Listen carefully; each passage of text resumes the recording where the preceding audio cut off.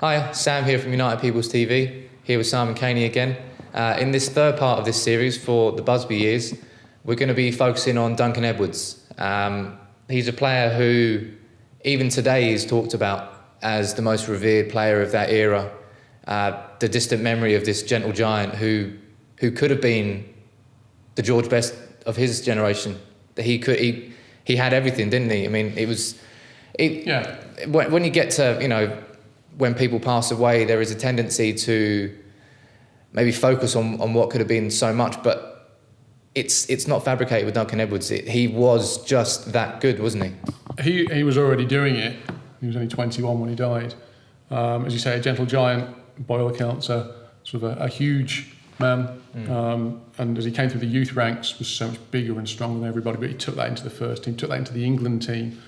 And there's some wonderful quotes in this bookazine from people like Bobby Charlton, who couldn't quite understand all the fuss about Duncan Edwards when he turned up at United, watched him once in training and just realised that this boy was really special. And as he says, he can still see him in his mind's eye now, and he was the greatest player. If you've got compliments from Bobby Charlton, it doesn't get much higher than that. He was the quintessential survival story from the Munich disaster. Right. He was Manchester United, wasn't he? Yeah, he took that mantle on, didn't he? And Jimmy Murphy, who took over the team in the immediate aftermath of Munich, he says that he used to smile whenever he heard Muhammad Ali say, "I am the greatest," because he said actually Duncan Edwards was the greatest sportsman that ever there was.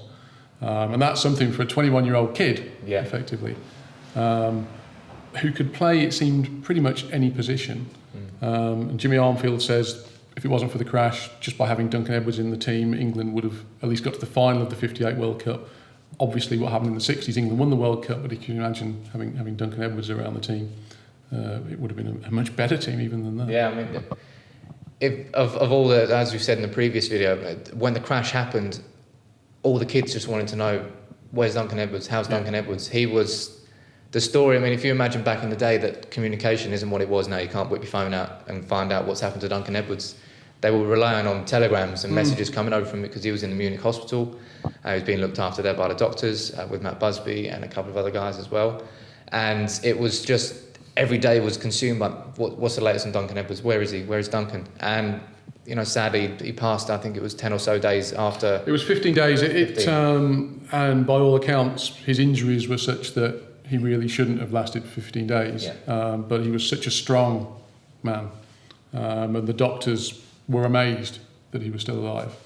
And when he did die 15 days later, the doctors and nurses were just in floods of tears because, he'd been so strong and so brave. You can imagine these were doctors and nurses who only a few years before had been through the Second World War and had seen untold horror there. But even they were just moved by the way that he battled. I mean, it's really sad to talk about, but it's just such an important part of United's history that everything today is shaped by what happened then. Really, it really is. It's United existed before the Munich disaster. It wasn't as if United exists now, but it's just, I don't know. It just leaves. I suppose it leaves me a bit speechless sometimes. Yeah, I think the thing with Duncan was, I guess he was the first great player that United had. And in this we come on to players such as George Best and Dennis Law and Bobby Charlton, and then we come to the more modern era and the great players that United have had. But Duncan Edwards was the first, I guess, world-class player at United, and I think that's why people remember him particularly.